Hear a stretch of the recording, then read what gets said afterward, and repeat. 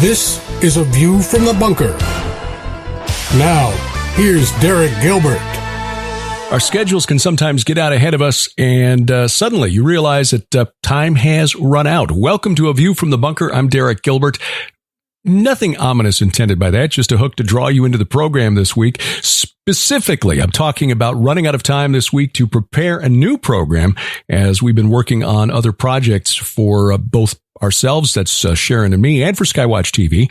Recorded some new programs about our forthcoming book, Giants, Gods, and Dragons, and had to compile a trailer for the for the forthcoming book, as the folks normally responsible for that at Skywatch TV. Typically, that's Joe Horn's responsibility, Joe or Josh Peck. They're busy working on getting the new studio set up. So that fell to me.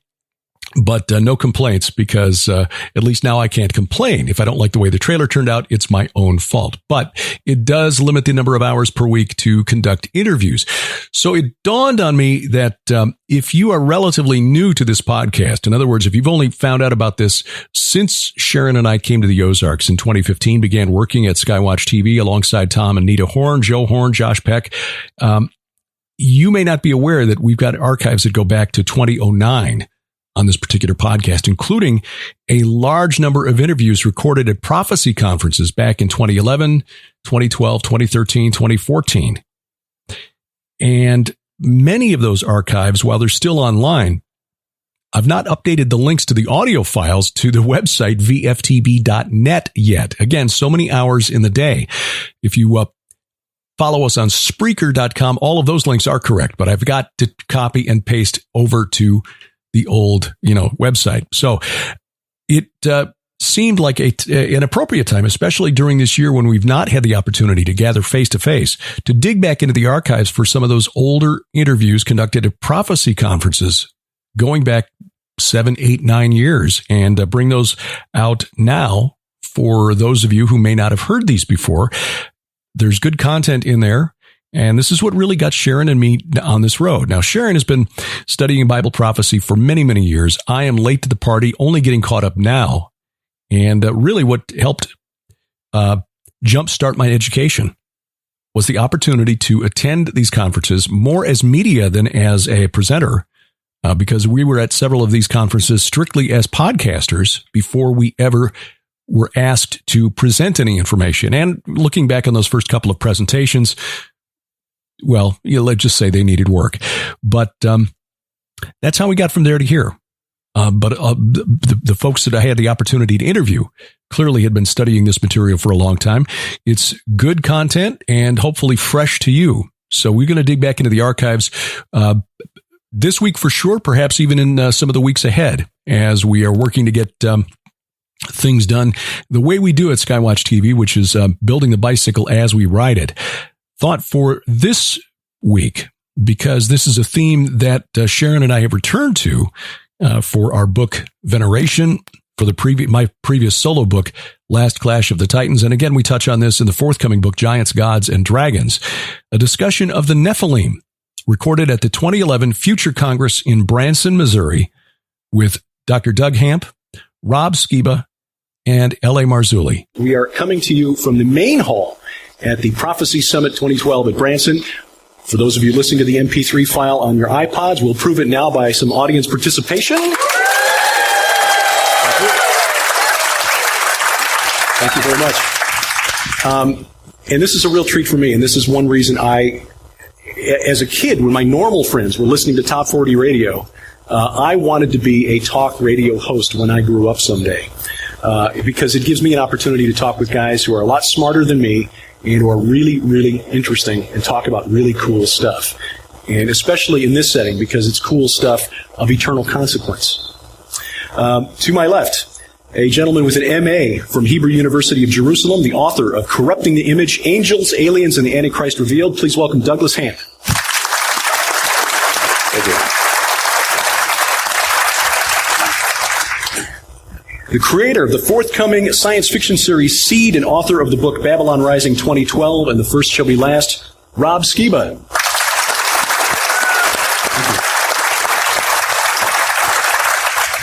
I would have read more of his bio, but I'm sure this last line here is a lie because he doesn't have any gray hair. It says he's got a teenage son. That can't be right. Grecian formula, like $6.95 at CVS. I'm like our 12-year-old dachshund. I've got the gray on the muzzle on both sides.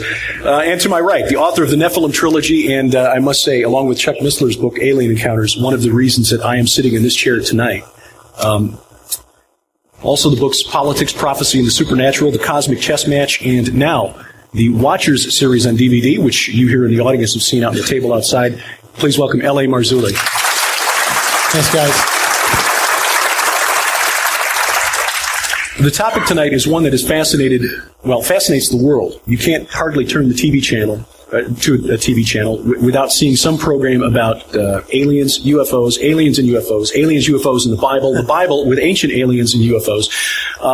Generally, though, the perspective is very secular. They're looking for some reason to explain the unexplained without bringing God into the equation.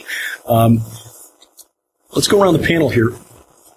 First of all, what was it that motivated you to even consider researching this topic, Doug? I came to this very reluctantly. I did not want to actually get into the whole alien thing because I thought, they're kind of crazy. But as I was writing my book, I set out to write a book on the Nephilim. And I just kept coming back to where Jesus said, as it was in the days of Noah, so the coming of the Son of Man would be. And then I realized, okay, I have to broach this topic. It's not something that I ever thought I would do. But as I saw that the evidence was taking me down there, I want to know the truth. Whatever the truth is, I want to know the truth. And if I'm going to write a book on it, then I have to actually go and to investigate that, even if it's outside of, my general comfort level. And, it's become very exciting because the Bible becomes alive again in a new way. It's not this stale document that we have, but we see that it's alive. It's predictive of so many things. And we see that with the Nephilim, as it was in those days, now it's here again. And that gets me a little bit excited because I see that we're pretty close to the Lord's second coming. And that is really why I got into it. I didn't expect that I really would. Right. I actually fell into it quite naturally. I got saved in 1977 when I was 7 years old, and the same year I saw Star Wars 13 times in the theater. Both radically impacted my young life. So I was glued to the stars and always had fantasies and aliens and all that stuff. I was always into that stuff. So I've always had that interest, but what got me started writing and really the catalyst that pushed me to do Seed in the first place and all the research for the books and stuff was a friend of mine graduated from Bible college, and he had seen the Ancient Aliens TV series. He had seen a number of episodes, and he called me up, and he was shaken in his faith would be too strong to say, but he was still pretty disturbed. And he said, Rob, what do we do with all this stuff? I mean, you can't deny the evidence. The evidence is there. I mean, the Nazca lines of Peru. I mean, we can go on and on and on. What do we do with this stuff? And I'm thinking, wow, here's a guy he was going to start his own Bible college. So here's a guy who just graduated Bible college, getting ready to start a Bible college, and he had no answers for the Ancient Alien stuff. And he called me because he knew that I was into this stuff. And I, coming from a marketing background, find a need and fill it. Mm-hmm. That's really what got me into it. And the more I searched, the more I had to search. And that's where I'm still at today. One of the first places I ever saw the word Nephilim was not in Genesis chapter 6. Unfortunately, it was at our local county library in St. Louis on the cover of L.A.'s book, and was intrigued enough to pick it up and dig into it. What led you down this path?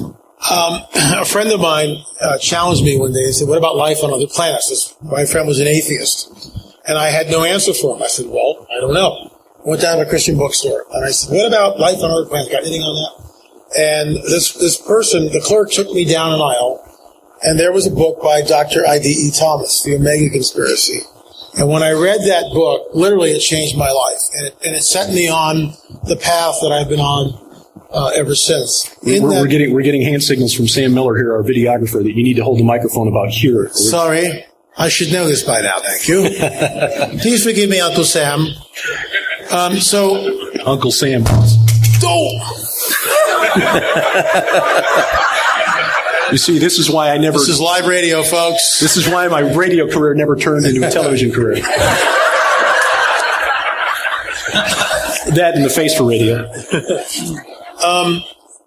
That book was a game changer, a life changer for me, simply because in the Omega Conspiracy, Dr. Thomas illuminated Genesis 6. And from there, I went and looked at his sources, for instance, Pember and others, Josephus. And it began to weave a tapestry that took parts of the Bible which I had never understood before, and all of a sudden they became clear. And so I'm here today. By the way, Dr. Thomas is 92 years old. I received my honorary doctorate from Dr. Thomas, which just blew me away. And we felt it was almost like a rite of passage. When he put the mantle over me, it was like Elijah and Elisha in some ways. It was just a very memorable day. And he's, 92 in declining health and out of the game, as it were. But that set me on a quest that happened like in the early 90s. And so here we are now. Amazing. Thank you, Dr. Thomas. I would suspect that most of us here in the room have at least some grounding or some background in the connection between Genesis chapter 6, the Nephilim, and the UFO phenomenon. But let's look at that and examine the link. Doug, you mentioned Matthew 24:37, as it was in the days of Noah. What is it about that verse that necessarily means that we need to consider the Nephilim as part of end times prophecy?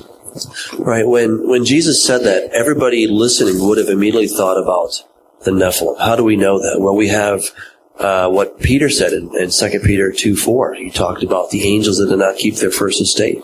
They're now locked in this place called Tartarus. They did something that was so heinous that they got locked up in that place. And Jude says more or less the same thing, that these angels that didn't keep their proper habitation, they are also locked up, and they're being guarded there until the last day. So right there we have two New Testament writers commenting on the passage of Genesis chapter 6.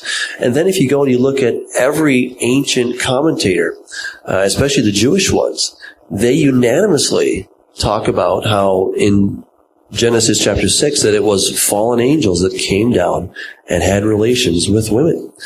If you go and look at Philo here, Mr. Allegory himself, and yet he says it was the fallen angels that came and had relations. He says that the Nephilim were the procreation of two natures, that is, angels and women. He makes it very, very clear. Josephus says essentially the same thing. We see the Genesis Apocryphon. We see the Targumim, the Aramaic Targumim.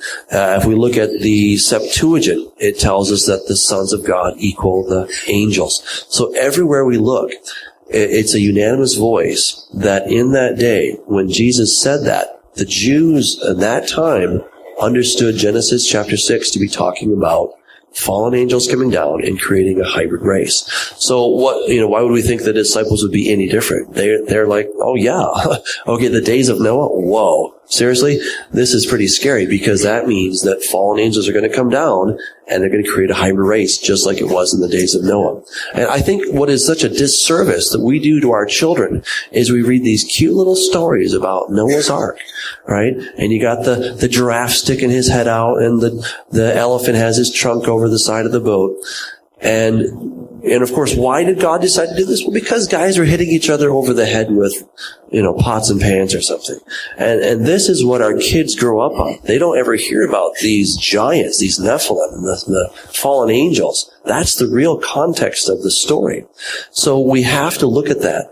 And if that's what it was in those days, then it means that something very similar is going to happen when Jesus comes back. Just to piggyback on that a little bit, everything Jesus did was very deliberate. He was very deliberate about everything he said and everything he did. And he said, I only do what I see the Father doing, and I only say what I hear the Father saying. So when we're looking at Matthew 24, in that particular passage where he says, as it was in the days of Noah, so shall it be at the coming of the Son of Man, take that in context of everything else that he had said prior to that, and I'd go even further back than that. Go all the way back to Genesis chapter 3, verse 15, where the first prophecy in the Bible is God telling the devil that Eve's seed's going to crush his head. So getting your head crushed is kind of a bad thing. So I think the devil said, oh yeah? Well, I'm going to mess up the seed then. Flip the page to Genesis 6, and you've got what I call the Genesis 6 experiment. You've got angels mating with humans. Flash forward to the days Jesus is walking around, and his destination is Jerusalem, but he takes a massive detour and goes all the way to southern Lebanon, to Caesarea Philippi, to the very location where those angels landed in Genesis chapter 6. And he says, "Who do men say that I am?" He asks the question. And everybody, some say Jeremiah, some say Elijah, some say one of the prophets, whatever. Peter says, "You are the Christ, the Son of the living God." Now, this was a strategic location, a very strategic move. Remember, his destination is Jerusalem, so why did he go all the way up to southern Lebanon to ask this question that he already knew the answer to? Everybody had told him he was the Son of God from the day he was born. Angels announced it, right? He picks Nathanael to be his disciple, and he declares he's the Son of God. He's, "Why? Because I saw you under the fig tree." Demons said he was the Son of God. He told them to be quiet. So what's the big deal when Peter says it? I could never understand that till I stood in the physical location where that conversation took place. It's Caesarea Philippi at the base of Mount Hermon in front of the altar of Pan and the gates of Hades. It was off to his left. Mm-hmm. Yeah. I mean, that's hugely significant. And that's, I think, Matthew 16, if I remember right. It's the same guys he's talking to when they say, "So what's it going to be like in the last days?" Well, they already had a huge revelation, a few days earlier or whatever at Mount Hermon, right? And now he's saying, "Oh yeah, here's a long list of things going to happen in the last days. And by the way, it's going to be like the days of Noah."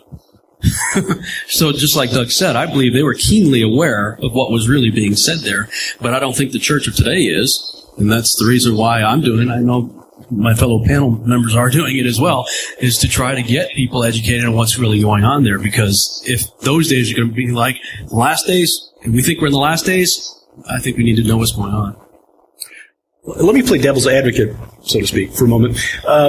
There's a parallel verse to the Matthew 24 verse, Luke 17:28, and it says, they were eating and drinking, marrying, being given in marriage, very similar to what you read in Matthew 24, until the day when Noah entered the ark and the flood came and destroyed them all. Likewise, just as it was in the days of Lot, they were eating and drinking, buying and selling, planting and building, but on the day when Lot went out from Sodom, fire and sulfur rained from heaven, destroyed them all. So it will be on the day when the Son of Man is revealed.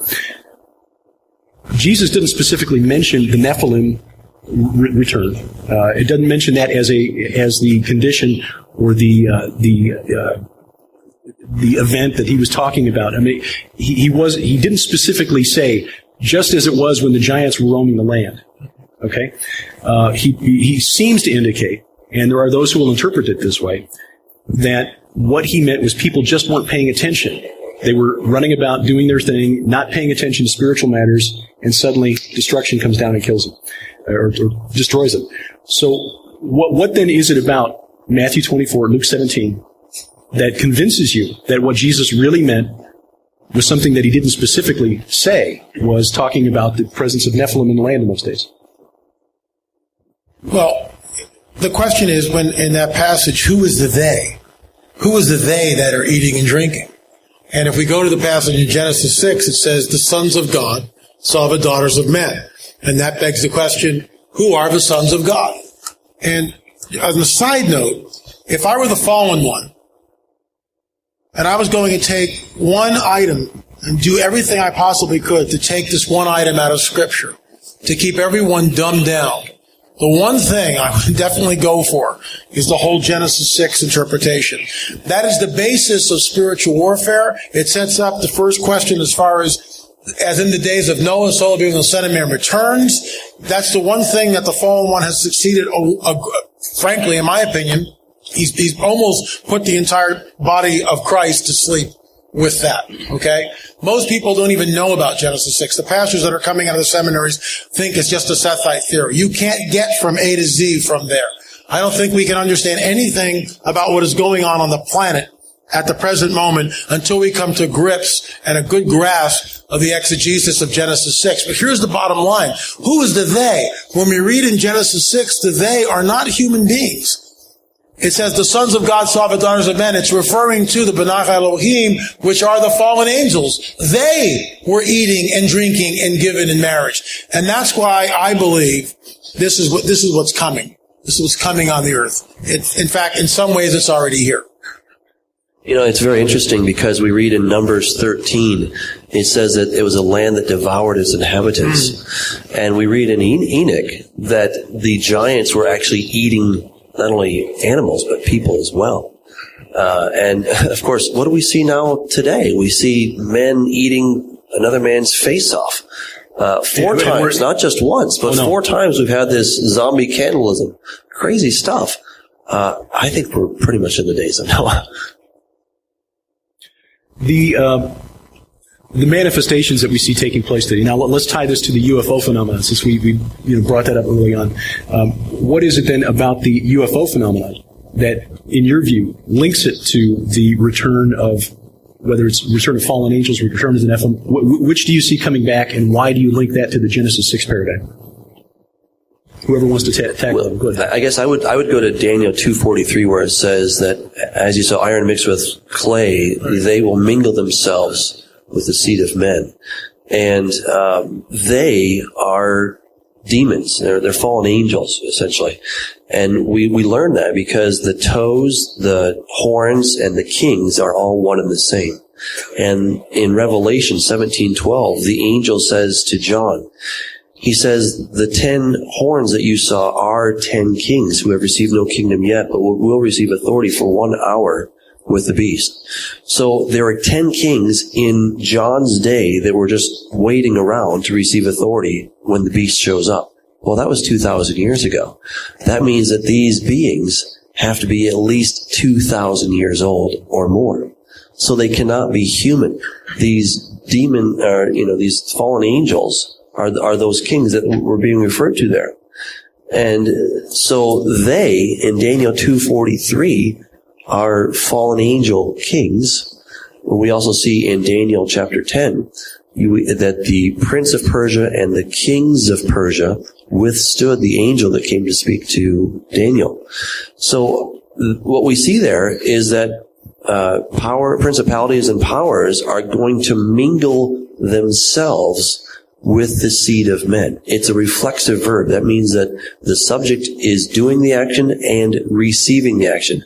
Just like you say, I bathe myself or something like that, where you both do it and you receive it. They're going to mingle themselves with the seed of men.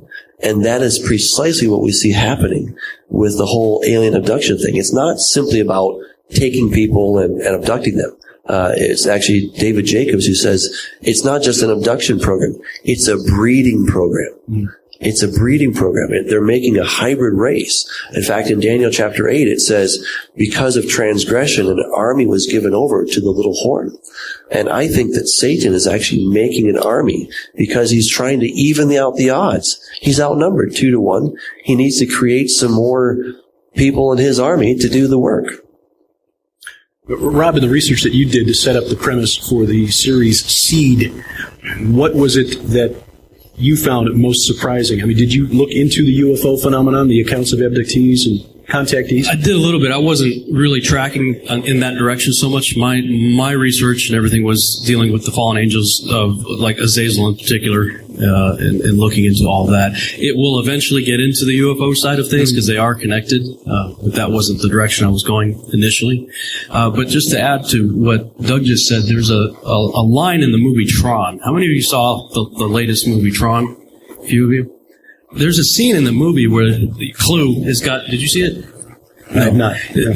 Clue is like the clone of the main character. He has this army, and the main character says Clue can't create anything new. He can only repurpose old models.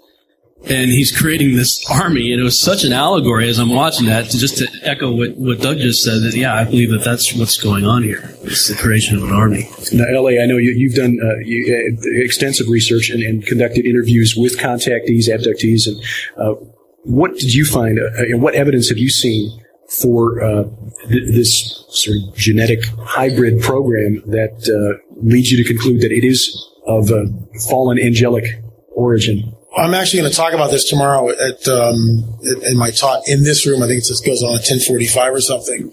But I'll give you whet your appetite. We know that people have been abducted, and in that abduction process, implants were put into them. I won't go into all the details of those implants. We'll talk about that more tomorrow. But which absolutely blew me out of the water, is when I asked Dr. Roger Lear, who's taken 17 of these out of people. So we have hard physical evidence. It takes it out of the realm of theory We have hard physical evidence. These people claim to be abducted. Get this. With Dr. Roger Lear, one implant case, when he put his finger up to the implant, just moved like this, the implant traveled under the skin and you could see it. Welcome to high strangeness. When Dr. Lear went in to cut the implant, all right, he found a membrane over this tiny little metal chip that you couldn't cut with a scalpel. Welcome to high strangeness. When Dr. Lear removed the implant, sometimes they come out in 3 or 4 pieces. He put it in a petri dish filled with the person's plasma, the blood. Spun it in a centrifuge and put in the plasma. Shook the thing up and watched them aggregate and reform. Memory metal. When I asked Dr. Lear, what are these things doing? He says they're changing the host's DNA. They're changing the host's DNA. Talk about this tomorrow because it's absolutely, the implications of it are staggering and extremely sobering. So, it takes it out of the realm of theory, of hearsay, because we've got physical evidence. And when you put these things under an electron standing microscope, it is carbon nanotubes, double-walled carbon nanotubes. We know that they're operating at a frequency of 317 gigahertz. Our fastest computer on the planet runs about 3.5 gigahertz. This thing is a super machine inserted in a human body. We believe it's manipulating a DNA. Hardcore evidence. So what then draws the connection between this piece of hardware and a spiritual, interdimensional being, if you will, as opposed to an extraterrestrial being? Because it actually ties into ancient biblical prophecy, specifically talking about the mark of the beast. And I don't want to give you that information now, because that's the punchline tomorrow at 10:45. and for me to build that, I'm going to build a real strong case and then sock you with what I think is going to happen, which is absolutely astounding. I'll let your appetite. I said it's changing your DNA. That's not a good thing. It's not a good thing at all. If you're watching this on the DVD at home, at least finish out this program before you pull out and put in the other disc with his talk on it. If you're listening to the MP3, the DVDs are available through Prophecy in the News. I remember that much from my radio training. But beyond the prophecy, though, I mean, there are still those skeptics out there who will still argue that this is evidence of extraterrestrial technology as opposed to interdimensional. That this is not the work of a fallen angel, that somehow Zeta Reticulans have come to Earth and are trying to do something to us. Or it's the return of the Anunnaki, Zechariah Sitchin, rest his soul, carried this belief, carried this belief till the day he died. So again, where do we as Christians, where do we find the evidence to say, you got it wrong? We've got the answer. Let me, here's something to think about. We are all human beings in this room. At least I hope so. Okay? There may be an alien in it. I'm just joking. So, we all have the same senses. We all have the same attributes. Okay? We have a computer-like brain. So we all pretty much equal in that way. We see, we taste, we smell, we hear, we think, we have memories. Those are our attributes. Those are in all of us. Angels, whether fallen or good, have attributes that are indigenous to them. What we see, and I'll give you the punchline first. When Peter sits there in his jail cell and an angel appears, the angel appears and walks through the wall, doesn't he? He just appears in the cell. Peter's not sure whether he's awake or asleep. His brain is fogged. He's chained to a wall. He looks over and his cellmates have all been switched off. They're suddenly asleep. Then before the angel doesn't touch Peter, all of a sudden the chains fall off of Peter. And the angel says, let's go. The door opens, the jail cell opens. He walks into the corridor. All the guards have been switched off. They're asleep. And get this, in the Roman culture, if you were a guard and you were found sleeping at your post, that's immediate execution. So guards did not fall asleep. They're being switched off like this. They get out in the courtyard. We all know the story. Peter, the angel opens these huge prison gates, again, manipulating matter and energy in ways that we don't comprehend. Got that? That's a good angel. Now let's look at the abduction phenomena. You're laying in bed. You look over. There's 4 gray aliens, right? All of a sudden, you can't move. You're paralyzed. You look over at your mate. They've been switched off. You're levitated off the bed. You're floated through the wall. That can't happen. Or you're floated through a picture window. That can't happen. You're floating. You know you are. You're then taken. It's the same. In other words, I believe that this is a good, strong correlation between what the fallen ones are doing and what the good ones are doing. The same attributes. One uses it for good things. The other fallen angels are using it for bad. When they can manipulate space and time, they can switch off people. They can manipulate matter by moving people through walls. It defies our physics, and we see there's a correlation between what happens in the abduction phenomena and what happened thousands of years ago with Peter in the jail cell.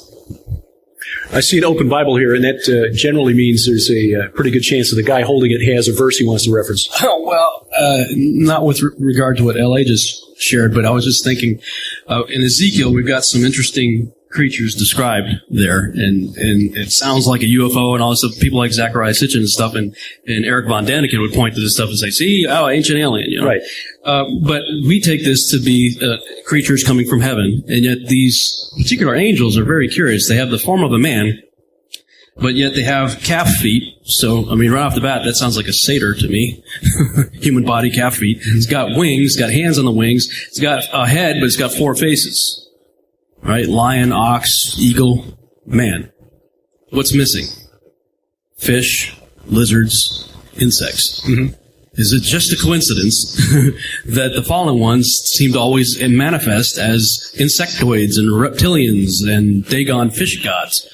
Could it be that Lucifer was maybe one of this variety, but represented that part of the animal kingdom? In other words, you have watchers and things like that appear to be assigned to humans, and these particular watchers in Enoch lusted after their humans and went with them.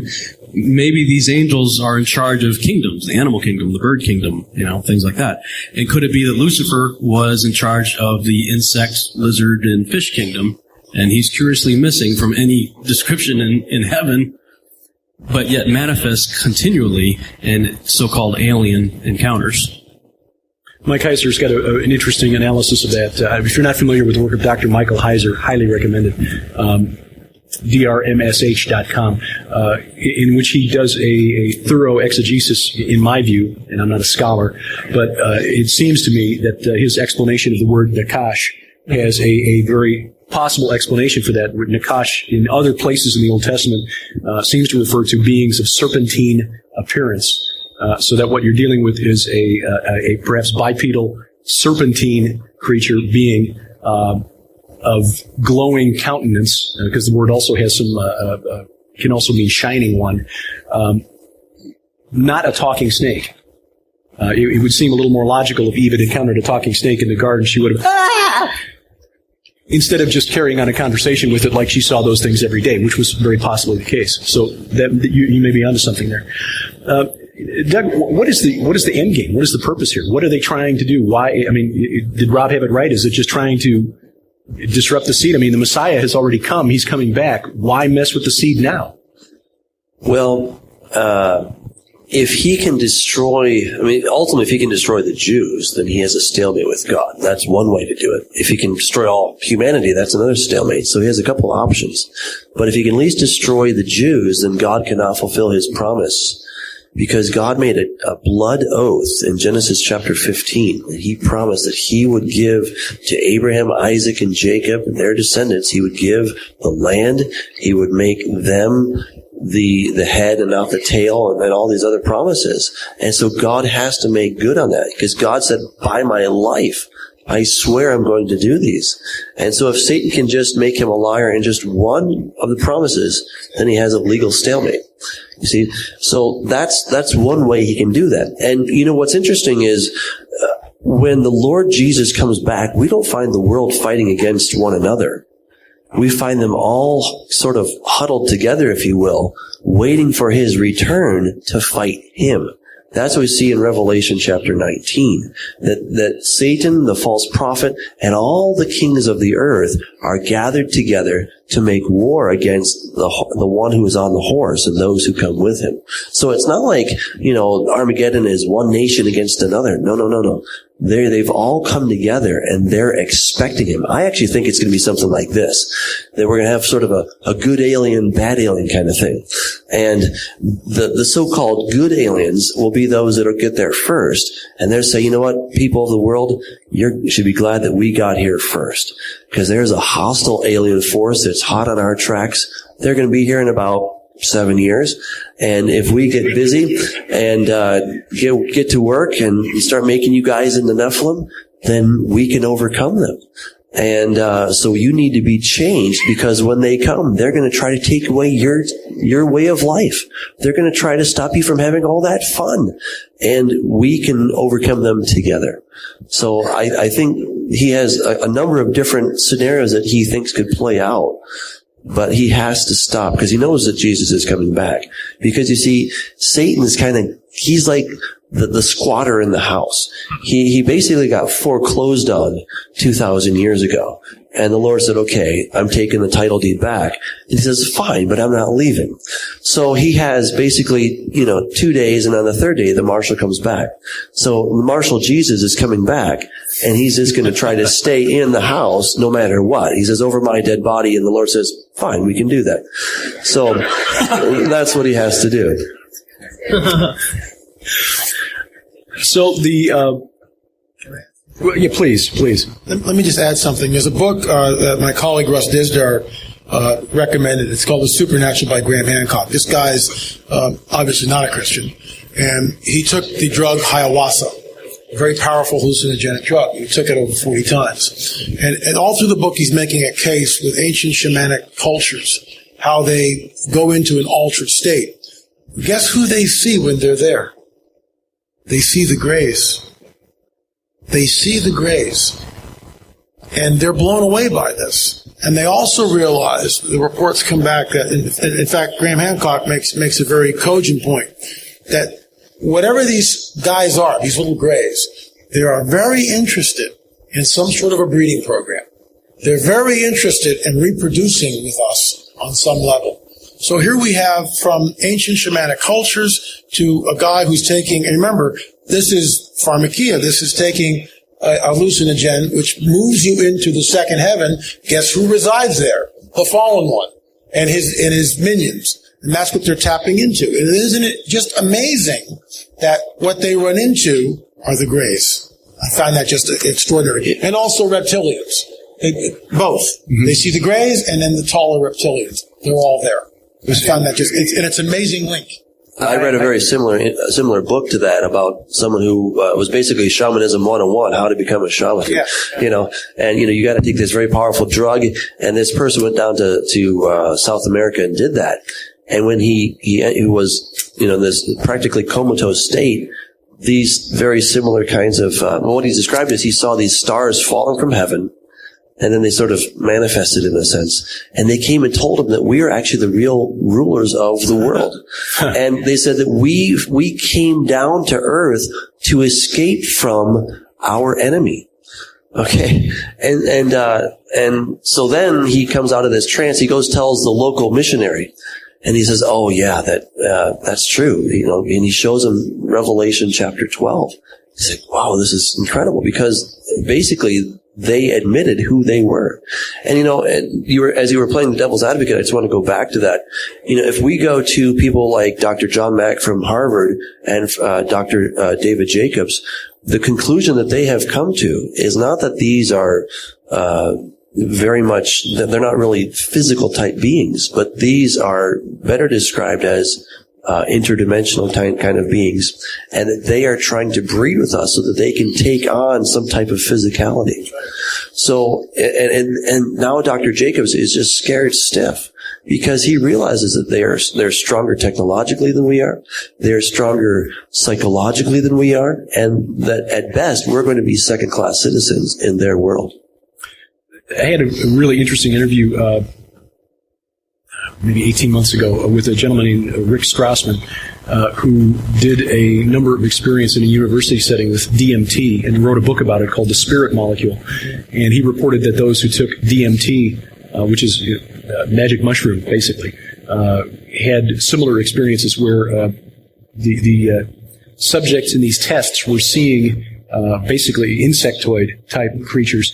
But what was really bizarre were that there were at least a couple of instances where people who were on separate trips at the same time reported seeing the same thing at the same. In other words, they were seeing something that the people who weren't high couldn't see, and reporting the same exact thing happening the same exact time. In other words, they were looking at something going on in another dimension. And his theory is that somehow this is how the ancient Hebrew prophets were able to see what they should see. Now, he completely went off the rails there and said, we need to do more of this kind of testing. Yeah, face plant, or this is why I have a flat forehead, by the way. I do this a lot. And it's startling, like I said, that he didn't kind of see the danger in that. But sadly, that is the way our culture appears to view interaction with the supernatural realm. As we approach our break for the evening, I just want to toss it to you three fellows. What do you see going on in the culture that is preparing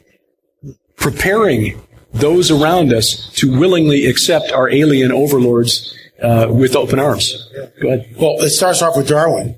In order to create a new paradigm, you have to do away with the old paradigm. Darwinism has done away with the old paradigm, which was a Christian worldview. Darwinism is taught in all schools in academia. If you want to be a biologist or whatever, a scientist, you embrace Darwinism, where you just keep your creation theory tucked well out of the way. So Darwinism sets up an intellectual and a spiritual vacuum in the entire human race. When I'll talk about this in my books and lectures and everything else, when Ben Stein sits down with Richard Dawkins and poses a very simple question, where did life come from? Dawkins' answer is he's promulgating the alien gospel, which is somehow in a distant universe or a distant galaxy far, far away, there was a group of aliens who existed millions of years who somehow reached a very high level of civilization and technology and created us and then scattered us through the universe. That's called panspermia. All right. What he's promulgating, what Dawkins is holding on to, is the idea of the so-called alien gospel, where the aliens, so-called ET, created all life on this planet, genetically manipulated early man, started the world's civilizations, and now at this critical juncture in human history, they are coming back. That sets everything up for the coming great deception. Darwinism is sort of a linchpin, which changes the paradigm, changes the worldview, creates a vacuum. So guess who can show up? This thing has been in the works for thousands of years. Just think of these things. Satan comes with Scripture. Satan comes with all signs and lying wonders. That's not, hey, Rock, watch me pull a rabbit out of my hat. That's a whole different deal. Men faint from fear from what is coming on the earth. Unless, the elect, unless there's a shortened, no flesh would survive. The elect would be deceived if that were possible. Why do we get all those warnings from Jesus and the apostles and Paul? Why do we get those warnings? They're very stern, they're very extremely sobering, and they tell us that something is coming which is absolutely unprecedented. The secret of lawlessness, the mystery of lawlessness has been working for literally thousands of years. And we're at the point, I believe, where it's like the tip of the spear. It's ready to go. It's ready to happen. Everything's in place. We are now linked up by telecommunications where we see everything at the speed of light. Movies, television shows, books, everything talks about this transhumanism, these chimeras. Like I showed, the Katy Perry video. I'll show it again tomorrow. Because it blows people's minds. Oh my gosh, this isn't, she loves me. Yeah. It's a whole different deal. So briefly, that's where we're headed. And it's coming. It's really, I believe it's soon. It's imminent. Yeah, I agree with everything L.A. just said, and it is in your face in the media, in every form of media these days. I talked about Ancient Aliens before. They've got 4 seasons worth of we've been seeded by Ancient Aliens. But, of course, in the movies, too, same thing is happening. In Prometheus, just came out. Some of the oldest written texts that we have on the planet are the Sumerian texts. And in the Sumerian text, it basically says the gods got together and they cast lots, and one of them, it fell on one of them to sacrifice himself to create a new race of people.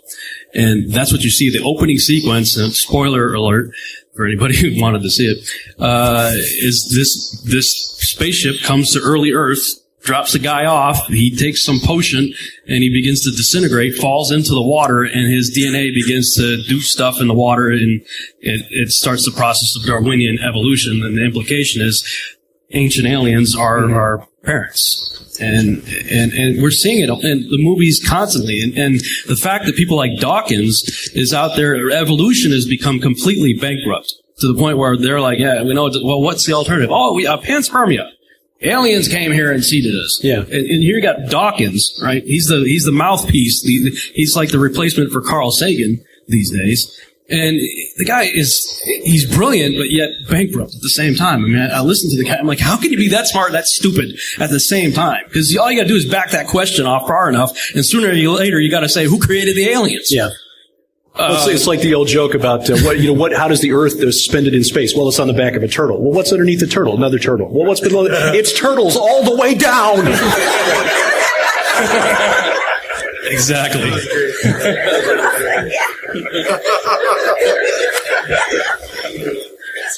Doug, what's the influence of the culture, especially on our kids? How are we being fed or prepared for this coming deception? Right. Well, it did start with Darwin. Obviously, that has set the stage very strongly. It almost seems like Satan knew that it would come to a point where they would have to say, well, somebody had to get the DNA started, because it comes back to the seed ultimately. Because, maybe we can imagine that some rock was floating in space and then hit another rock and here's Earth or something. But where did life come from? You see, that's the really tricky question. And when we talk about seeds or DNA, we're talking about information. And any good information scientist will tell you that information doesn't just happen. It takes a lot of man hours to create programs. And it takes intelligence. It's hard work. And so information has to come from an intelligent mind. And this is why Francis Crick, who was the co-discoverer of DNA, he was one of the early proponents of the directed panspermia theory, because he realized that this stuff is so complex. I mean, our one strand of DNA is more complex than your operating system on your computer. This is very, very complex stuff. And it's not only linear, but it's also three-dimensional. And then it's even encrypted. This is incredible stuff that we have, and we don't even understand the whole of it. So DNA is so incredible. It's got so much information packed in there. Where does it come from? It's just going to randomly happen? I mean, the odds of that. There's not even enough molecules in the universe, not enough atoms or electrons in the universe, that as far as the probability goes. You'd sooner count all the grains of sand on the entire earth 1 billion times over than for this life to just spontaneously happen. So you have to come to this directed panspermia theory, and that just leads you back to the aliens are your daddy. And if they're your daddy, then maybe they're our brothers too, and we can hang out with them, and we can make love with them and have lots of fun. So that's kind of what it comes down to. Yeah, and that leads you to the Katy Perry video, right? Yeah. That's right. Douglas Hamp, Rob Skiba, L.A. Marzulli joining us on the panel tonight. This is a special version of View from the Bunker. We're going to take a break here in just a moment. 5 minutes for you in the audience. If you're watching this at home or listening to this in your car on your MP3 player, the break will be considerably shorter. Coming up in the next hour as L.A. Marzulli leaves us. And L.A., thank you for joining us tonight. We appreciate you having us here or being with us here.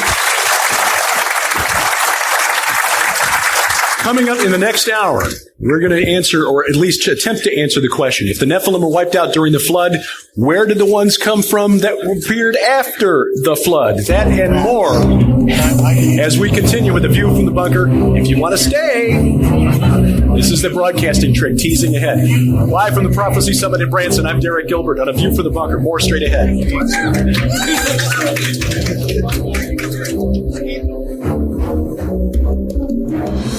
There were giants in the earth in those days.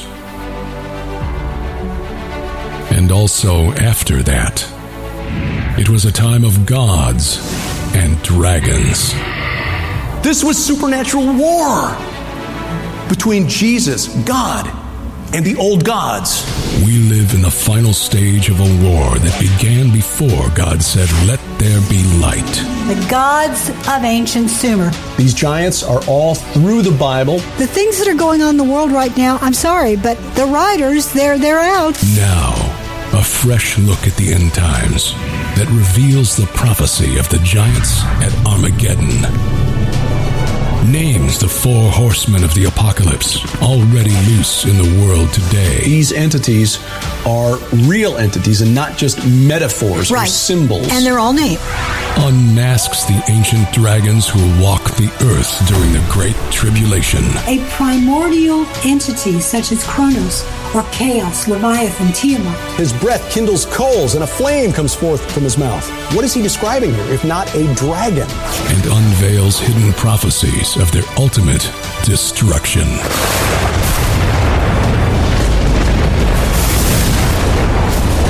Giants, Gods, and Dragons by Sharon K. Gilbert and Derek P. Gilbert. New from Defender Publishing. These guys are going to be released in the future again. The return of the Nephilim, the fallen angels, the gods themselves with a small g. They are coming back during the apocalypse time. Cracking hits to rip like the beaks of a griffin with sharp pointy tips and the grip of a falcon. Grasping with grappling talents and worn on medallions of battling Seth thinking no man. So many masterpieces. Doing our best to drive the internet to think. This is A View from the Bunker from the Prophecy Summit 2012 at Branson. I'm Derek Gilbert. We appreciate you in the room here who have stayed up late with us tonight. We've, at this point in the evening, crossed past or getting close to 11:30 local time. And this is at the end of a long day full of mind-expanding, mind-blowing presentations. Chuck Missler's holographic universe, my head exploded about 4 times. So we appreciate you hanging out with us tonight, and we'll keep going as long as we can be coherent. For those of you listening to the MP3 file, by the way, I have to plug the folks who provided the bumper music that I've inserted. You folks in the room, sorry you didn't hear it. It's Destiny Lab, the name of the group. The new disc is called The Original Sin, which is, in their view, apparently evolution, or the teaching thereof. L.A. Marzulli has departed, but we still got Doug Hamp and Rob Skiba with us here on the stage. I can tell it starts to get late when I start losing nouns. And as promised, we want to get into some discussion here. These are questions I know that have come up before, and they're probably in some sense like the question that Ken Ham of Answers in Genesis will talk about. You know, what are the most common questions he gets? And he lists off about 12 of them, and 6 of them are, who is Cain's wife? You know, this is probably one of those types of questions. If the Nephilim were killed in a global flood, and the Bible tells us the flood was, the whole world was inundated. Presumably, the giants that were in the land in those days died. Numbers 13:33 tells us that the spies who came back from the land of Canaan with Caleb, assuming that they weren't lying to try to get out of the invasion, saw Nephilim in the land. But we do know at the very least that there were giants at least through the time of David, about 1000 BC. And these giants are even recorded in other cultures. There's some evidence left behind in tablets found in Egypt that made reference to Rephaim. So, where did they come from? Rob Skiba. Hey. Okay.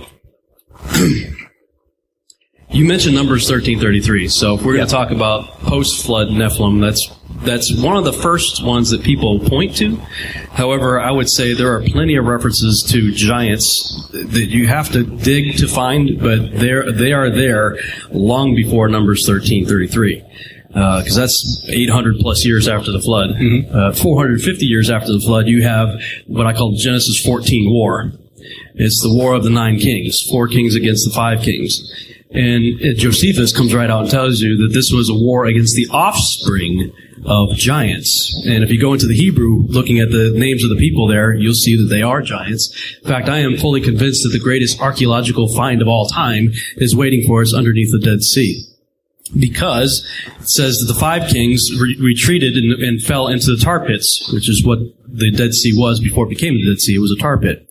So essentially, you have 5 armies worth of giants, probably very well preserved with all that salt, under the Dead Sea, in my opinion. And Dr. Judd Burton and I have had some interesting conversations about that because he's an archaeologist. He's an interesting guy. Yes, he is. And we very much would love to do a dig or do a survey or something to see what's under there someday. I'd love to be a part of that. So if we've got a war of giants, and this is Lord of the Rings we're talking about here. I mean, this is epic. They've got a cave troll. Yeah, that's right. This is epic. And this is a battle of the offspring of giants at a time, this is 450 years after the flood, at a time where some people are still living to be almost 500 years of age. So when you start looking at characters like the ones that they saw in Numbers 13:33, these are the sons of Anak. Okay, so these are further generations down, even from the Genesis 14 war. So they're sons of Anak. Anak was a son of Arba. Arba was an Amorite. The Amorites come from Amorius, who was a son of Canaan, who was a son of Ham, who stepped off the ark.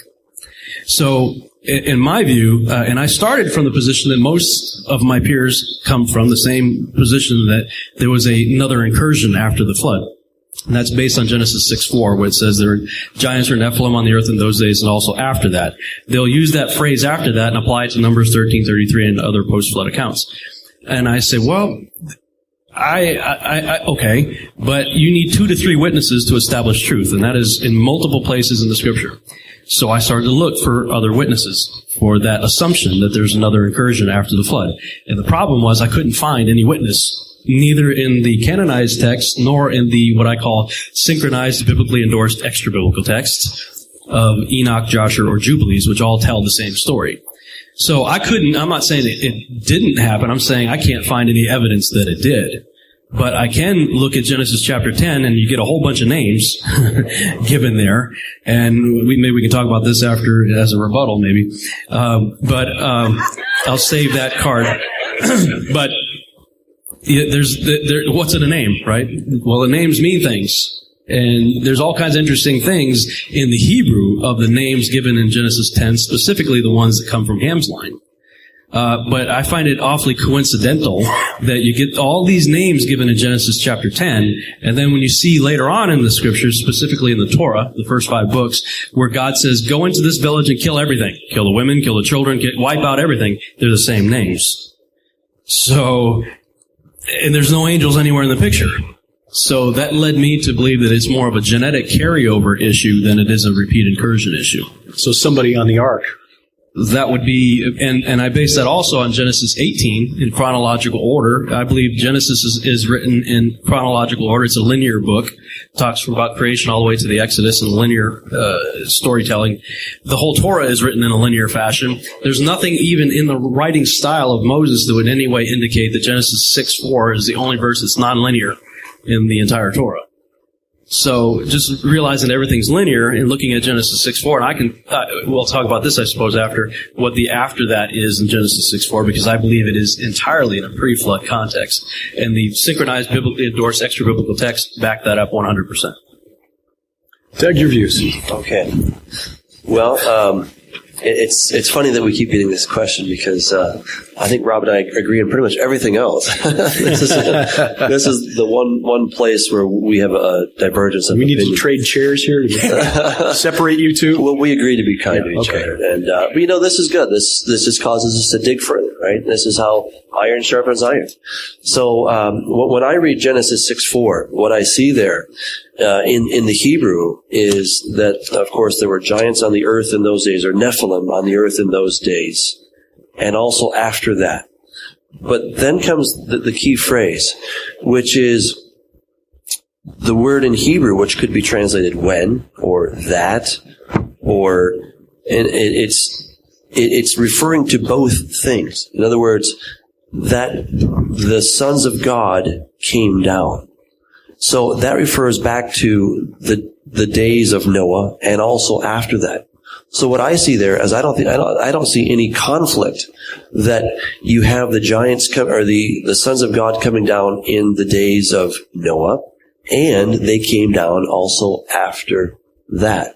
I don't see any challenge there in the grammar that would say that they only came down in those days, but then the ones after that were that they had to have come, that they were just genetically related, but that the sons of God came down both times. So, in fact, if we read a good translation that I like is called the International Standard Version. I think they put this in a pretty good rendering here. The Nephilim were on the earth at that time, and also immediately afterward, when those divine beings were having sexual relations with those human beings, human women who gave birth to children for them. So, as they have rendered it here, the Nephilim were on the earth at that time and also after, when the sons of God, the divine beings, were having sexual relations. So it can be used for both places, that it's not only were the sons of God coming down in the days of Noah, but they were also coming down afterward. And hence you have children at both times. But the sons of God were coming down in Noah's day, and they were also coming down afterward. Please. Can you read that again? The Nephilim were on the earth at that time, and also immediately afterwards. Yes. Immediately after. That's not 800 years after when they saw the spies in the land of Canaan. The Hebrew word that's used there is the next sequential order of events, and it even translated there as immediately after. It's in a pre-flood context, because the book of Enoch, chapter 10, verse 10, says that the first generation Nephilim were to kill each other off within 500 years. Done. Civil war, I believe this is the clash of the Titans that the Greeks stylized the biblical account into their fantasy mythology. It's the clash of the Titans, essentially. So the first generation Nephilim are dead after 500 years. You still got 700 years to the flood. So how did they corrupt all flesh in Genesis chapter 6, verse 12, after that event right there of the first generation Nephilim being killed off? Because they're all dead. In Enoch 10:10. In Enoch 10:12, the parents of those Nephilim are judged, buried, and bound in Tartarus, which is the judgment imposed upon anybody who breaks that command, angels mating with humans. That's the judgment that God imposes on them. That's pretty clear in the Epistle of Jude. That was the reason they were in prison. Yeah, and 2 Peter. Yeah. And so we have to answer that, there's no confirming scripture that says that there is an after that incursion. Even in the Hebrew right there, it says immediately after. And if you look at the word, I think it's Asher, if I remember right, that's translated as when. People say when, whenever, but they conveniently ignore the fact that it could be also translated as because. In fact, it's translated more often in the scriptures as the word because than it is when. And as the word because, it all of a sudden translates to being a first cause issue with perpetuating consequences versus a repeat offense issue. Well, if you use when or whenever, it sounds like well, anytime an angel comes down, you get Nephilim. Or if you say because they did this, you end up with Nephilim. Well, then it's a first cause issue with lasting effects. The other thing is, it says these same Nephilim became the mighty men who were of old, men of renown. And the word old there is olam in Hebrew, which means ancient. It's translated like 114 times in the Bible as forever and 136 times as eternal, or vice versa, I forget which, but you get the point. That word, it says these same guys we're talking about in Genesis 6 are the ones from ancient so far back in time it's almost forever ago, not last week when we saw them in Canaan. So, looking at the Hebrew breakdown of the words right there, again, everything appears, including the after that, to be in a pre-flood context. First of all, it says immediately after the judgment of the first watchers and the death of the Nephilim. But when we look in the synchronized, biblically endorsed, extra-biblical text, we see in Jubilees 7:24 the same exact phrase used. It says, and after this. It's the same as the after that of Genesis 6:4. Prior to verse 24 in Jubilees, we just learned the same thing that Enoch talks about, that the watchers were judged and the first generation Nephilim are gone. After that, it says that they sinned against the beasts and the birds and everything that moved on the earth, and they began to create animal-human hybrids, which is reflected also, another witness, in Joshua 4:18. So I believe that the return of the Nephilim after that, in the pre-flood context, came as a result of the creation of animal-human hybrids. And that's of a particular interest to me because of Matthew 24:37. As it was in the days of Noah, the days of Jared were angels mating with humans. The days of Noah, 700 years, there's 600 years from Noah's life before the flood, is the creation of animal-human hybrids. And I turn on the evening news, and what do we see? I don't see any news reports about angels mating with humans, but I see lots of news reports of people mixing species exactly as it was in the days of Noah.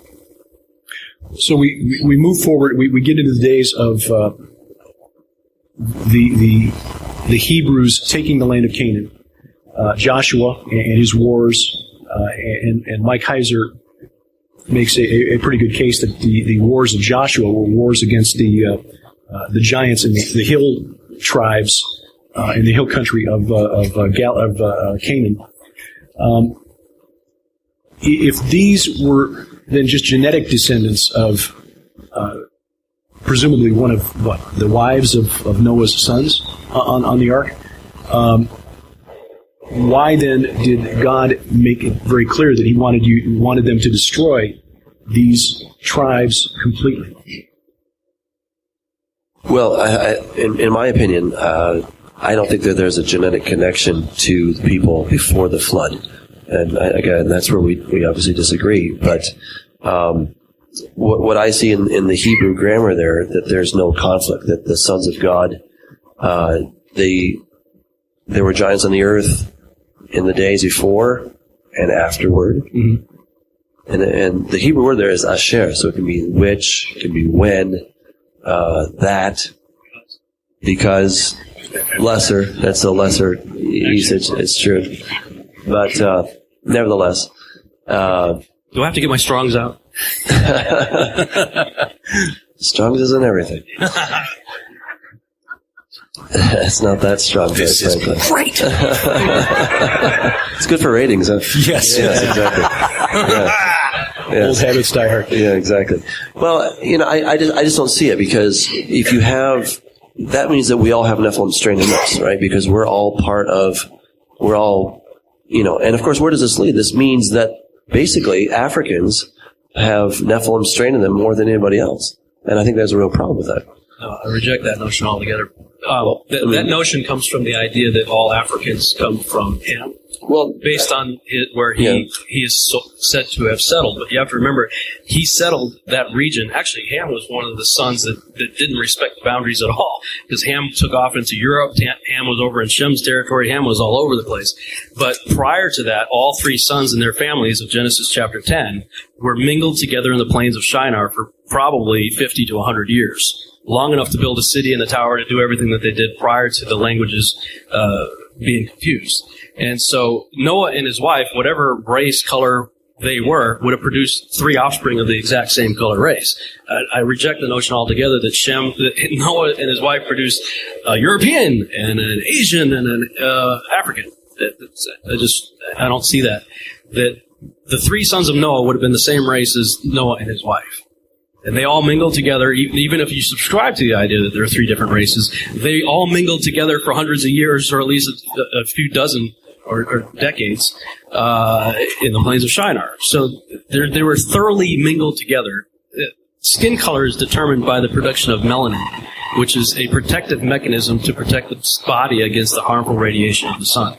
So, in the pre-flood world, if you subscribe to the idea that there was a canopy of water surrounding the earth, there would have been no harmful radiation of the sun, and everybody probably would have had a pinkish hue, which is why Adam's name essentially means red. So, that's my take on the races. Well, let's move off this topic before we come to fisticuffs. We've had some questions from the audience during the break, and I want to get to those in a minute. But one that I still kind of grapple with: if the sons of God who sinned by keeping not their first estate, and Jude makes it very clear, just as Sodom and Gomorrah chased after strange flesh, or the angels sinned in the same manner and were then condemned to Tartarus until the final judgment there. Why would, and I'll pose this to you, Doug, why would then another generation of fallen angels come back, having seen what happened to their brothers, and do the same thing again? Because they have nothing to lose. They have everything to gain. Satan knows ultimately that his destiny will be destruction. So if he knows that the clock is ticking and he has to make a move, then he has nothing to lose. And it probably goes something like this. Listen, guys, if we win, then we win. If we lose, well, then, we didn't lose anything anyway. But here's what I'm promising to do you. I'm going to get you guys out of jail, sooner than later, okay? And when do we see him getting them out of jail? Well, in Revelation chapter 9, a star falls from heaven, has the key to the bottomless pit, to the Tartarus. He opens it, and guess who comes out? Some really scary dudes. Mm-hmm. So, even if we take the Enoch into account, that there were initially 200 that did that. But who do we see coming out of the pit? 200 million. I mean, there are all kinds of a huge number of these beings, presumably demons or fallen angels, if you will, that were down there in the pit. So I'm not saying that they all did that at that time, but it's a calculated risk that you know that you're in big trouble anyway. So why not do this? Because this is what is needed to bring about Satan's ultimate So they're plan. doubling down, in other words. They're doubling down, yeah. Okay. That presupposes that Tartarus is not as scary as all the texts say that it is. Semjaza in Enoch chapter 6 starts off this whole thing by saying, Semjaza, who was their leader, said to them, I fear you will not agree to do this deed, and I alone shall have to pay the penalty of this great sin. So before they even did what they did, they fully acknowledged that what they were doing was a great sin, which would come with a great consequence. Sure enough, as you continue to read Enoch, there was a great consequence, and all through the text, when the judgment is being pronounced, you see them absolutely in terror, complete terror of the judgment. When you get to Enoch chapter 68, Michael is looking at this whole scene, and he says, on that day, Michael answered Raphael and said, the power of the Spirit grips me and makes me tremble because of the severity of the judgment of the secrets and the judgment of the angels. Who can endure this severe judgment that has been executed and before which they melt away? And he goes on to say, Michael answered again and said to Raphael, who would not have a softened heart concerning this, and whose mind would not be troubled by this judgment against them because of those who have led them out? And it came to pass, when they stood before the Lord of Spirits, Michael said to Raphael, I will not defend them under the eye of the Lord, for the Lord of Spirits has been angry with them because they act as if they were the Lord. Therefore, all that is hidden shall come on them forever and ever, and no other angel or man will have his portion in this judgment, but they alone have received their judgment forever and ever.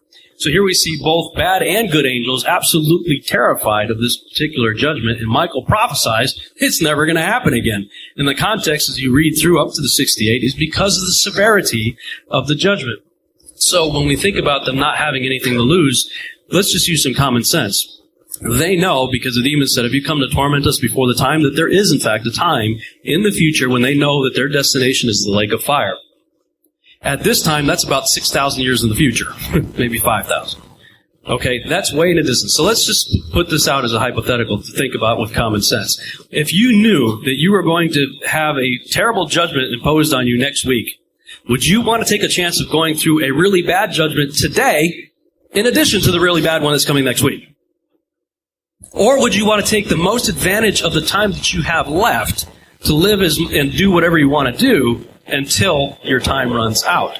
I believe there's only one other biblical incursion in the Bible, and that's when Lucifer is cast out of heaven. And the book of Isaiah talks about how thou art fallen from heaven, O Lucifer. Right? And it talks about in that same chapter that God's going to destroy his children. So we see Lucifer being cast out of heaven by Michael, the archangel, in Revelation chapter 12, when he goes to make war with the dragon and kicks him out of heaven. Isaiah picks up the story. Apparently he has some children, and God destroys them. And then what do we see in the end of Revelation? Before he goes to the lake of fire, he is bound in chains and put in prison. Well, the context is Tartarus. So here we see the one and only other text where God would not be just if he did not impose the same exact judgment on any angel who participated in that great sin.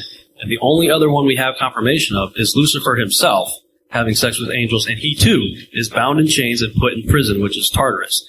And we know that that's not the lake of fire because it says death and Hades, which includes Tartarus, is later cast into the lake of fire. So it's a separate place. Incidentally, in Isaiah 24:21, it says that the Lord is going to execute judgment against the host of heaven, and then he is going to gather them together as prisoners into a pit, and they will, after many days they will be judged. So the fallen angels that commit the same sin as Satan are going to be thrown into the pit at that time, and they'll be there for 1,000 years. So I don't think anyone's disagreeing that it's not a very nice place. You don't want to go there. There's no question. I guess, maybe we should just leave it at that. I think you make a very eloquent case. Thank you. I'm just not yet convinced. Well, and I have to say that the discourse that you're seeing right here on the stage is, in my view, an example of how it should be conducted when we find ourselves not in complete agreement over issues that aren't essential core doctrinal issues of the faith. And sadly, and I think you guys would agree, that some of these issues that we're discussing right now have, in some corners of the internet, become nasty over issues that, again, are not really central to sin and salvation. I mean, as Paul said, what we should be about is Christ and Him crucified. And at the end of the day, all of this has to point back to the cross, or we're just engaging in mind, exercise. Absolutely. With no real purpose. Yeah. And we're just searching for the truth, right? Yeah. I mean, I think Rob's an incredible researcher, and I respect the research he's done. He's not an easy guy to debate. So, and I'm listening. I think he has some very good points, but I guess I need more time to think about what he's saying, or something has to happen. But, but we're seeking the truth. That's what we're looking for, right? We're seeking the truth. And that's all I'm interested in, is the truth. My DNA is that of a kid who loves an argument, like the guy in the Monty Python sketch. I was high school debate team captain a couple of years, qualified for Illinois State Finals a couple of times. Got my hind end kicked at the finals, but made it there. So whenever I hear something, I start thinking, okay, how do I know this is true? How do I know this is real? That kind of is the background of my testimony, which is for another time. Now, in the supporting evidence that you give for your case, Rob, you're relying on books that are referenced in the Bible, and portions of which are confirmed in the Bible. We mentioned 2 Peter and Jude. They talk about the sin of the angels and how God passed judgment on them, cast them down in charters. Some of the other things that you mentioned, like the fear of the angels over judgment, is not in the Bible. How do we know that we can take sources like Jasher and Enoch, at least the portions of Enoch not confirmed by 2 Peter and Jude, as authoritative sources? That's a great question. I'm looking for evidence as a researcher, and so all I can do is point to the available evidence that I see. It's a whole nother case to try to establish the validity of these books, and I think all of us agree these are not canon, although the Ethiopians still consider Enoch to be canon. It's kind of popped in and out of various Bibles, I guess. But ultimately, when I'm researching, I'm looking for confirming witnesses.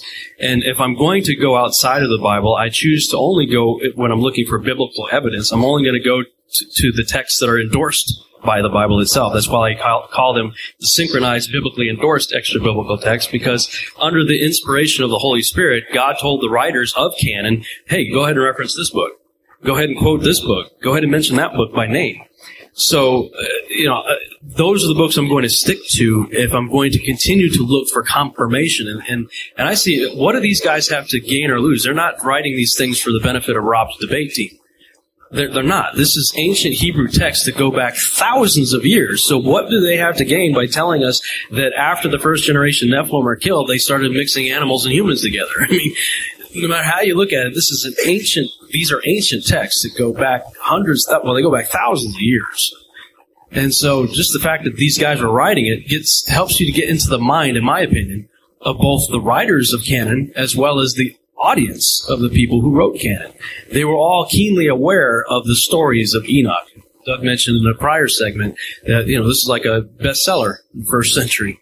So, I figure if it's good enough for the Holy Spirit to inspire the writers of the Bible to quote it, reference it, call it by name, it's good enough for me to at least look at it and maybe even use it for a debate. One of the questions that came from the audience during the break, angels are interdimensional, spiritual beings. We know that the Bible tells us that the species God created reproduce after their own kind. How then is it possible for angels and humans to produce offspring? Well, I don't know exactly how they do it, but they do. I guess that's kind of the bottom line. We know that angels are able, in fact, Marzulli, I think, did it very eloquently, that angel that came to get Peter out of prison, was able to manipulate the metal and the wood and all this different stuff. So part of the problem is we've set ourselves up with this idea that if something is spiritual, that it's sort of fuzzy and windy and all this kind of stuff. But if you go to 1 Corinthians chapter 10, Paul says, "Brethren, I don't want you to be ignorant that all of your brethren were under the cloud, and they were baptized into Moses, and they all ate the same spiritual bread." Well, they ate manna in the wilderness, right? I mean, and how was that spiritual bread? Well, it was spiritual not because it wasn't really there. It was spiritual because it came from the other dimension. It came from the heavenly realm, if you will. And that's what made it spiritual. And the same thing about the water. He says they all drank the same spiritual drink. Well, again, the water didn't come from planet Earth. So, if you go on a tour to Israel and they say, well, we think this is where, they had the water because Moses hit something and there was this underground fountain. No. This water came from the other domain. That's what made it spiritual. So things that are spiritual are very tangible, but they're not made of carbon. That's probably the easiest way to understand it, is they're not made of carbon. So can angels pass on their seed? And I talked about this in the last in my thing I talked about this evening on the genetics of the incarnation, that when we talk about seed, we're talking about information. When we talk about DNA, we're talking about information. Now, DNA is just a perfectly integrated hardware and software component, where you have the hardware, it's perfectly intertwined with the software. So when we look at the phosphates or the phosphorus, the double helix, plus we have the nucleic acids, but within that, we have this code that we cannot see, and information is a non-material entity. So when it comes to angels, they are able to cross beyond the veil in ways that we don't understand, and they can materialize, if we want to call it that, in our world, and again, in ways that we don't understand, and yet we're told that they're able to pass on their information.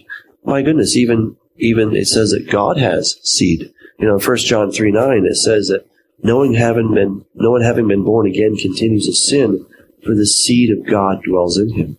And we even see in Isaiah 53:10, it says that it pleased the Lord to bruise him and make his soul an offering for sin, and he shall see his seed and prolong his days.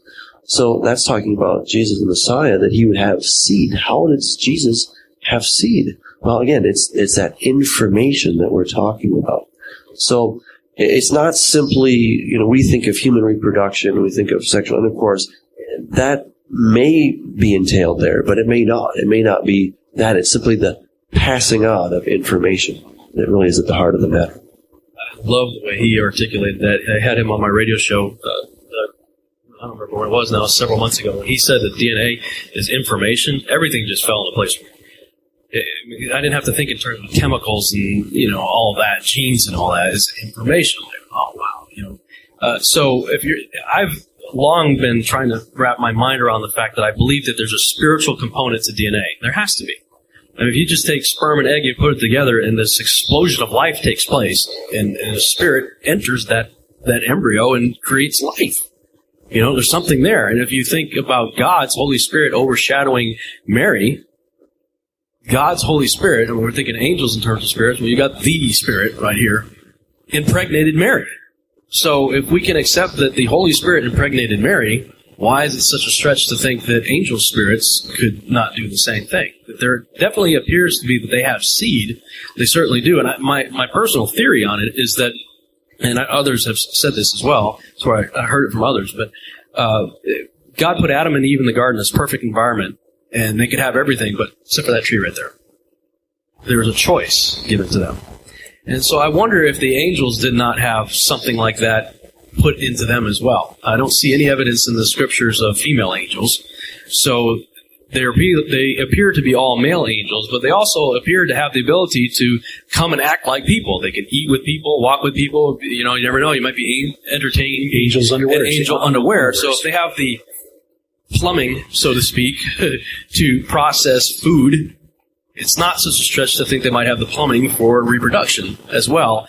And maybe God allowed them to have that as a choice. In other words, yeah, you got the plumbing, but you're not allowed to touch the women. This is your choice. This is your tree, if you will, temptation. That apparently 200 of them, at least, it may be more, but 200 that we know of in the book of Enoch fell. They partook of their version of the forbidden fruit, so to speak. That would be my take. In the interest of keeping us to a reasonable time length, both for viewers, listeners, and for you brave souls here in the audience who have stayed up with us as we're approaching midnight here local time, we'll maybe go another 5 or 10 minutes here. What then is the end game? How do we tie this whole paradigm, this worldview, the fallen angels, their seed, the Nephilim, to what is coming? I mean, what are they doing with these hybrids? Are they doing anything with the hybrids? Are they trying to convince us through the genetic experimentation that we read about in laboratories around the world? We've read in the United Kingdom, they've already created animal-human hybrids in the laboratory. What is the purpose of all of this? Why should this matter? Well, I think the end game, I don't know if I could say it in 5 minutes. I was going to talk about it tomorrow. The mark of the beast is kind of the end game. And if we go back to Genesis 3:15, it talks about the seed of the woman and the seed of Satan. And the seed of Satan is the Antichrist, which means that just as the seed of the woman, as we've just kind of been talking about this, of course that is the Lord Jesus. It's the combination of two different seeds. So too, the counterfeit of that, the Antichrist, will be the combination of two different seeds. Then what I see happening is that he's going to make his seed available for humanity to essentially download. And the mark of the beast, I think, is going to be much more than just a computer chip. It's actually going to be a genetic alteration of the person themselves. And it's very fascinating if we think about the 144,000, how they were sealed. Actually, let's start the other side. If somebody takes the mark of the beast, they're done. It's over. There's no going back. But we can say the same thing. If somebody is then sealed with the Lord, there's no going back. They're there. In fact, with those 144,000, it looks like they actually have their new bodies. They are the first fruits of the resurrection. And so what I see Satan trying to do is he is trying to imitate the salvation that the Lord wants to give us. But this is sort of his version of it. And, I think if the Lord were not to intervene, then they might get what they wanted, which is immortality of sorts, not true immortality, but, longevity of life, let's call it, some type of superhuman power and strength and mind. Well, to bring this into pop culture, yes, like the recent television series V, where suddenly they were promising all these miracle cures to humans, exactly. Something like that, where, hey, if you take this genetic change, we can upgrade you, make you human 2.0. Exactly. And so, of course, much of the world is going to fall for this. And it's also, one way to get people damned on that one hand, but it's also probably part of a way to help build that army so that when the Lord comes back, that's the end game, right? Is they know the Lord's coming back. Satan's smart enough to know the Lord's coming back.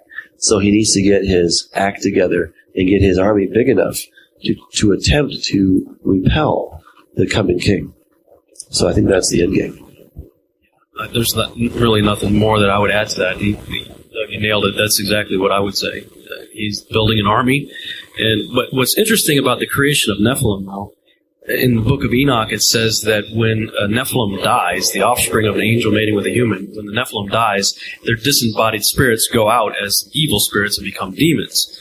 So you got a double whammy there, because if you create a Nephilim, you've got this monstrosity. If we go the giant route, you've got these huge giants that are cannibalistic and do all kinds of terrible bad things. And then when you kill him, well, a demon just popped out of him, and now that's going to torment you. So he can't increase his numbers in terms of he's outnumbered as an angel 2 to 1. So he's only got 1/3 of the angels with him. But what if he could just keep producing demons? Just create a Nephilim factory and pump out demons. You either got giants or you kill them and you got demons. So, I do like the Uruk-hai in the Lord of the Rings. Yeah. Lord of the Rings, Tolkien, he knew it. I think he understood this. And interesting that they were called Uruk, as in Iraq, as in the seat of Nimrod's kingdom back in Genesis chapter 10. Uruk-hai. If the spirits of the deceased Nephilim are demons, then in a sense the Nephilim have never left. Yeah, Dr. Judd Burton, I'm going to quote something from his book, Interview with a Giant. He said, despite the loss of their physical bodies from dying in the flood, there is reason to believe that the giants' spirits continue to exist. In this state, they were and are demonic entities. Like other sentient creatures, they have an eternal spirit at their essence. Therefore, the Nephilim and related tribes of giants never really ceased to exist. Only their physicality was lost. And that is the reason why I believe the creation of animal-human hybrids took place both before the flood and in our day, because God created everything to have a specific kind. He's very, very detailed about this in Genesis. Everything must reproduce after its own kind. Paul later says that there's one flesh for birds and one for animals and one for people, one body for angels, one for humans. This seems to be God said, everybody's supposed to be the way I created it and reproduce after its own kind. So when you blend species together, you're creating something God never intended to exist. So if everything that God created, normal, good, perfect, the way He wanted it, He has a prescribed spirit for each one. An animating force for a dog, for a cat, for a human, There's one that's fit for that creature. If you create something that God didn't create, what spirit could go into it? God doesn't have one prescribed for it. So according to Dr. Judd Burton's take here, and I agree with this, you've just created a host body that's perfect for a disembodied spirit to inhabit, thus bringing back the return of the Nephilim in a new body. That sounds bad. Not good. Let's leave this on an up note. What's the good news? What is the takeaway? What do we as Christians hope for, look forward to, in spite of these dark days to come? Well, there's one coming on a white horse, and he is going to slay the wicked with the sword of his mouth. And I'm hoping to be on one of those horses that's following him. So, we need to live lives that are pleasing to him. We want to be righteous.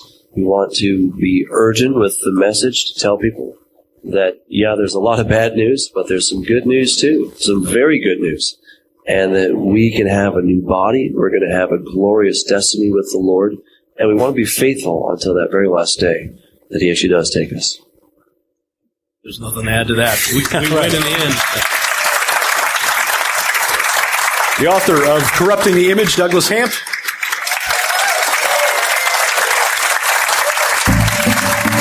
Author of Babylon Rising 2012, Rob Skiba. A hand for L.A. Marzulli, the author of the Alien Interviews and many other things. And a special hand for the cameraman who stayed up late tonight, Sam Miller, Mark Warren. Thank you for your patience in staying with us tonight. We certainly appreciate it. I know we've only scratched the surface of the topic, but that's why there's so much of the Bible to dig into. Remember, until next time, we wrestle not against flesh and blood. I'm Derek Gilbert. This is A View from the Bunker. And I'll be talking about this subject at length tomorrow morning at 9:30. A trip back into the virtual past, back to the 2011 Future Congress in Branson, as we had the opportunity and a blessing, really, to record a conversation with Dr. Doug Hamp, L.A. Marzulli, and Rob Skiba in front of a live audience about the Nephilim. A conversation that actually stirred up some controversy. An online discernment ministry took issue with our interpretation of Genesis 6, but that's nothing new. That's been going on for about 1,600 years inside the Christian church. But history will show, I think, that the verses in Genesis 6 mean what they plainly say. A couple of quick housekeeping notes. The Prophecy Watchers Last Trump Virtual Conference began October 1st, so it's several days in, but it continues for 40 days. More than 33 speakers, 50 presentations, new presentations rolled out each day through November 9th. My presentation went up today, October 4th. They've also got the new messages from Gary Stearman, Rabbi Jonathan Kahn, Tom Horn, Carl Teichert, Bill Salas, J.D. Farage, also up there, Dave Slade as well. That's as of Sunday, October 4th. Now tomorrow, Monday, new presentation rolls out. So take advantage of it now because, again, more presentations each day. Don't fall behind. You can find out more and register online at prophecywatchers.com. That's prophecywatchers.com. Coming up in just a couple of weeks, October 16th and 17th, the True Legends Final Warning Virtual Conference. Tom Horn will be headlining that along with Steve Quayle. You can get more information and register at gen6.com, GENSIX.com. And finally, a face-to-face conference. We're coming back to California, Orange County, California, November 5th through 8th. The Hear the Watchman group gathering at the Hilton Irvine. We'll be there, Sharon and me, along with L.A. Marzulli, Bill Salas, Pastor Paul Begley, Gons Shimura, David Heavener, Jamie Walden, Joni Stahl, Michael Boldea, and more. And you can get information and register at hearthewatchmen.com. That's November 5th through 8th of 2020. And use promo code Gilbert20, Gilbert20 to save 20%. We're planning to be back in Israel next April. This is the Skywatch TV tour of Israel, April 18th through May 1st. We are... we're assembling a tour like no other in Israel. The historical sites in Judea and Samaria, what the world calls the West Bank. I mean, you miss 80% of the Bible's history if you don't go there, like Joshua's altar, Bethel, Shiloh, and more. We'll also go to the Golan Heights and see Gilgal Rephaim and the newly recognized Serpent Mound of Bashan. It's on the tour, and we'll look for, we hope we can see you there. Of course, we'll also see the sites that really bring home some of the messages of the Bible. The Sea of Galilee, where Jesus calmed the waters, but also sent a message to chaos, a primordial, if you've seen my presentation, you know what I'm talking about. Anyway, that Jerusalem, we will ascend to the Temple Mount. We will go to Masada. And it is a one-of-a-kind tour, combining the spirituality of the Bible with the archaeology that confirms it. And you can get more information at skywatchinisrael.com. A View from the Bunker is a production of Gilbert House, released under Creative Commons Attribution Non-Commercial No Derivatives 4.0 International License. Our announcer is D.C. Good. As I said, we wrestle not against flesh and blood. I'm Derek Gilbert, and this is A View from the Bunker.